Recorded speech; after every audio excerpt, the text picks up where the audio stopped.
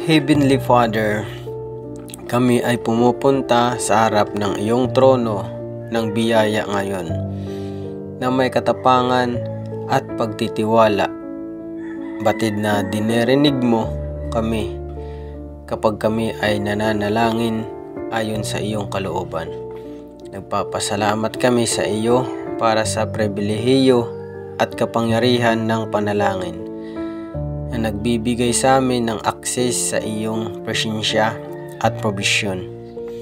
Gayunpaman, kinikilala namin na maraming mga hadlang na maaaring humadlang sa amin sa mabisang pagdarasal.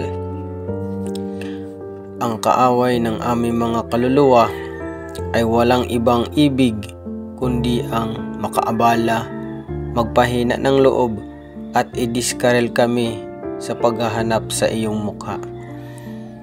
Ngunit tumanggi kaming maging ignorante sa kanyang mga aparato o matakot sa kanyang mga pag-atake. Naninindigan kami sa iyong salita na nagsasabi sa aklat ng Efeso chapter 16 verse 18 na dapat kaming manalangin palagi ng may buong panalangin at pagsusumamo sa Espiritu, na maging mapagbantay sa layuning ito na may buong pagtsatsaga at pagsusumamo para sa lahat ng mga banal. Kaya't ngayon ay may autoridad kami sa bawat hadlang sa aming buhay panalangin. In the name of Jesus. Itinatali namin ang diwa ng kawalang pagdasal na pumipigil sa amin na unahin ang oras kasama ka. Tinatalikuran namin ang kasinungalingan na kami ay masyadong abala, masyadong pagod, masyadong hindi karapat-dapat na manalangin.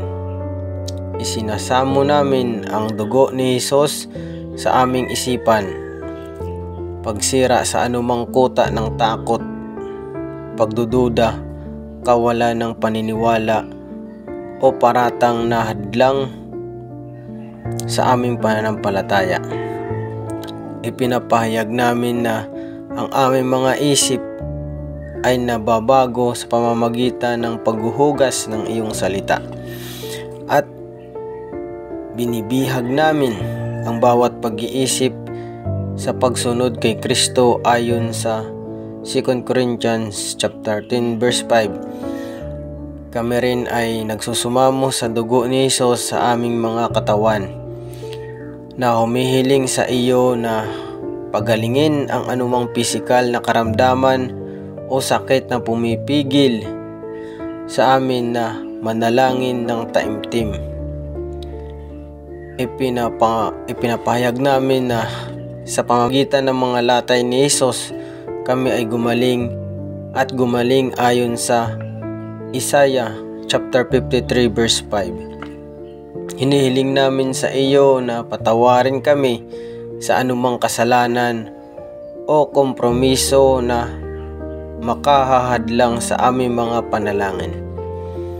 Ipinagtatapat at tinatalikuran namin ang anumang hindi pagpapatawad, kapaitan, pagmamataas o pagsamba sa Diyos-Diyosan na hahadlang sa daloy ng iyong Espiritu sa aming buhay. Tinatanggap namin ang iyong paglilinis at pagpapagaling sa pamamagitan ng kapangyarihan ng iyong dugo.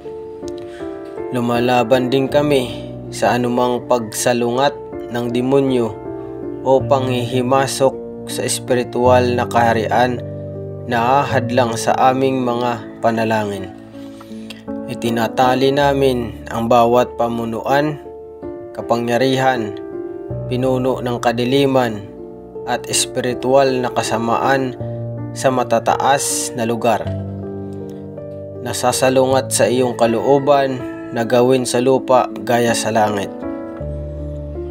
Pinakawalan namin ang mga hukbo ng langit upang lumaban sa ngalan namin na nakapalibot sa amin kasama ng iyong mga mandirigmang anghel upang protektahan kami mula sa bawat pag-atake ng kaaway.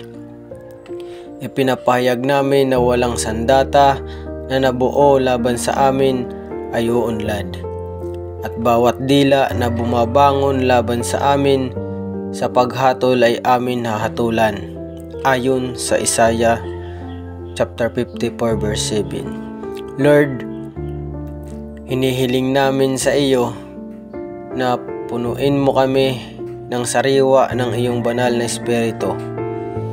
Nagbibigay kapangyarihan sa amin na manalangin ng may katapangan, autoridad at mabisa. Tinatanggap namin ang espiritu ng biyaya at pagsusumamo na iyong ipinangako na ibubuhos sa sambayan ni David, ayon sa Zacarias chapter 12 verse 10. Bigyan mo kami ng gutom at uhaw sa iyong presensya na magtutulak sa amin, sa aming mga tuhod, sa marubdob na pagtugis sa iyong mukha. Gisingin kami sa mga oras ng hating gabi upang mamagitan para sa aming mga pamilya, aming mga lungsod at aming mga bansa. Hayaang mag-alab ang apoy ng iyong espiritu sa loob namin na tumupok sa bawat pagdududa, takot at hadlang na pumipigil sa amin sa taimtim na panalangin. Ipinapahayag namin na hindi kami tatahimik o tatamad sa aming buhay panalangin, ngunit patuloy naming ibibigay ang aming sarili sa panalangin at sa ministeryo ng salita, tulad ng unang simbahan sa mga Gawa chapter 6 verse 4. Mananalangin kami ng walang tigil sa bawat pagkakataon at para sa bawat pangangailangan. Nagtitiwala sa iyong katapatan na marinig at sagutin. Alam namin na habang hinahanap namin ang iyong mukha at paninindigan sa iyong salita, walang imposible sa amin. Tumatanggap kami ng sariwang biyaya, lakas at anointing upang manalangin, hanggang sa makita namin na dumating ang iyong kaharian at mangyari ang iyong kalooban sa lupa gaya ng sa langit. In the mighty name of Jesus we pray. Amen. Thank you, Father God. Thank you, Lord Jesus Christ. Thank you, Holy Spirit.